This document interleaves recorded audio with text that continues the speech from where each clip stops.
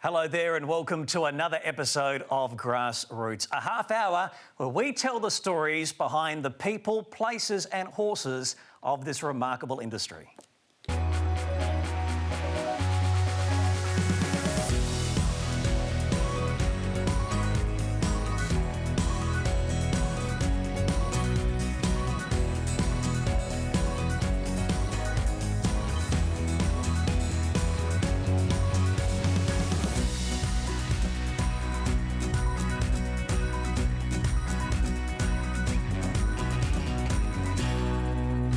And I'm joined again by Sam Doran. Sam, hello, good to have you with us. Give us a little sneak peek as to what's on today's show. Always great to be joined by you, Adam. We're going to concentrate on two Group 1 winners and what they're doing post their racing career.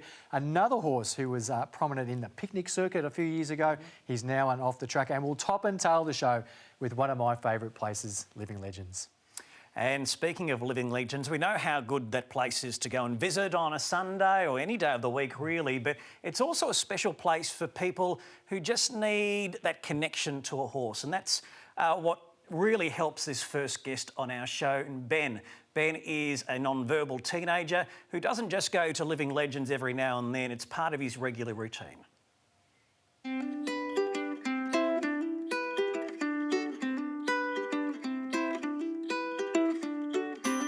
Ben is a 14-year-old boy who's non-verbal, who suffers from ASD plus other medical problems.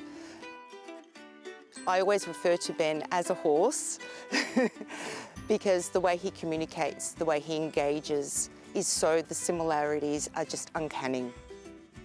The way he nudges, the way he makes certain sounds, and the horses respond to him and they understand him. Dr. Andrew Clark is an exceptional gentleman. He welcomes everybody despite of your cultural background, your religious background, your financial background. Everyone is equal. He treats his staff like family and he welcomes each and every one of us.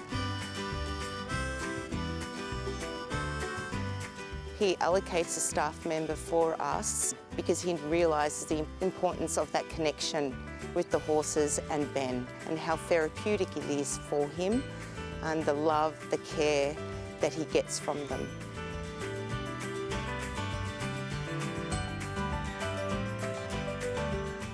What would I say to someone who hasn't been here before? Believe me, this is just an amazing place. Please come and have a look and just feel the environment and just get those connections. Let the kids touch the horse.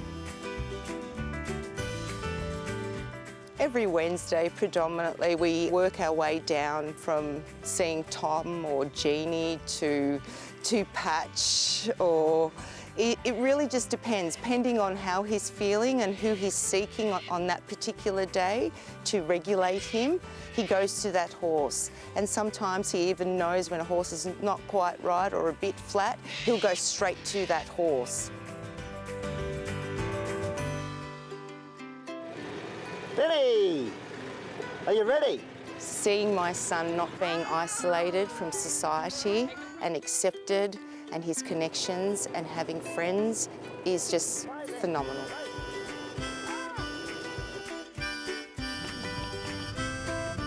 We celebrate different things about the horse.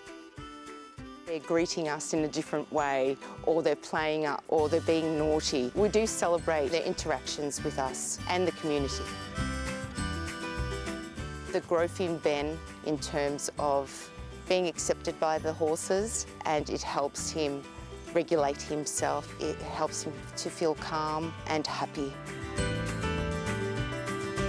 Love the horse means everything to us. Love the horse means to continue, to have something to look forward to. Thank you for accepting us. Thank you for treating us as human beings. Thank you for being there for us on a weekly basis, despite of what we may display to you, what emotions we may display to you. Just thank you.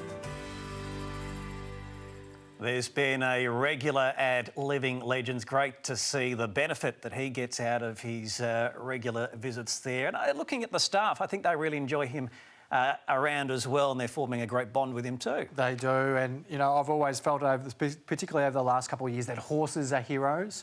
I would like to add Ben and Sen to that list of heroes. I think what Sen is doing with Ben there, coping with his learning difficulties and giving him as much opportunity in his life that he can potentially have, and for Andrew Clark and his team to absorb that at the same time and give so much back to one particular family, I absolutely take my hat off to them. We now move on to our next story about a horse called Mr. Apostrophe. Now, he was a very nicely bred horse. He was a half to, or is a half to shark bite. He never quite hit those levels on the racetrack, but this is his story, in particular with one person who's been with him for most of his life, in Rochelle Adams.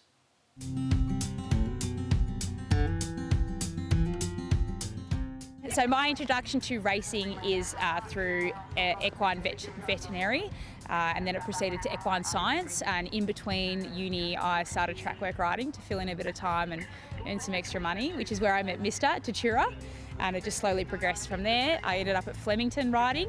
So Mr. Apostrophe was purchased by a trainer I was working for in Tachura as an unraced 3-year-old in 2009. I partnered him for track work for quite a long time. Rode him once at the races for a win in the Yay Cup, and he's been off the track now for 9 years, and we've finally made it to CCI 2-star level. Can Mr. Apostrophe, heart of the devil Mr. Apostrophe, but Mr. Apostrophe, first to last, wins the cup. Yeah, it's been quite a few years now since I've seen Mr. O. Yeah, I was in a syndicate with a mate of mine called Mark. He just bought the horse from David Hayes. And so I bought 10% and I absolutely loved it. I've owned a few horses and I still own a couple, but he's probably been my favourite. He ended his racing career but started another career off the track on the dressage and the show jumping and cross country, and he absolutely loves it. This is his debut at Melbourne. He's competed here in the 1-star long prior, but this is his first CCI 2-star long, and it's pretty special to make it Melbourne. Just the hard work that goes in, you know, it's the build up to this was really crazy, a lot of emotion. I was pretty well done before I arrived, but once I got here, the energy was pretty amazing, and today he put his jumping boots on and came in 7 seconds under time with a clear round, which is crazy. He had 7 owners come, which is amazing. Last weekend was 9 years since he raced, so to have them all here was pretty special.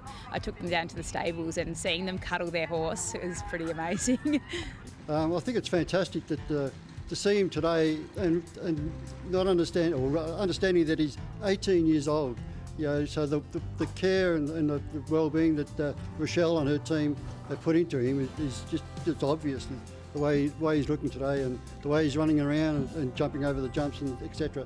So my tips for an off-the-track thoroughbred, don't dismiss age. You know, this horse raced till he was 9. He had 62 starts. Those horses that race well, I know they're older and I know they've got a bit of wear on their bodies, but they try way harder than anything else, and you can't have a better friend than something that's raced for that long. Like I said, I think it's more more prevalent today that the owners are aware of that it's not just on the track, not just betting, not just watching the horse run on the track, but also have some responsibility after they finish their career. My favourite thing about him is his personality. He's very quirky and he's a funny old man. Well, now I can call him an old man. He's one of a kind. I'm blessed. He's my best friend. He's been my best friend since I met him, and I fell in love with him first sight, and here we are. It's very special.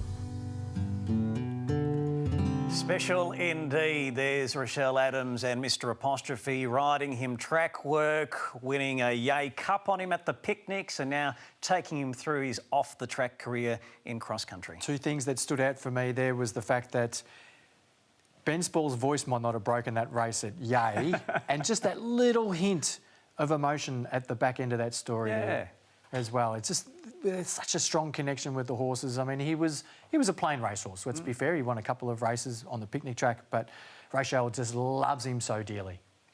And we'll have more stories like that one shortly on Grassroots. Stay with us.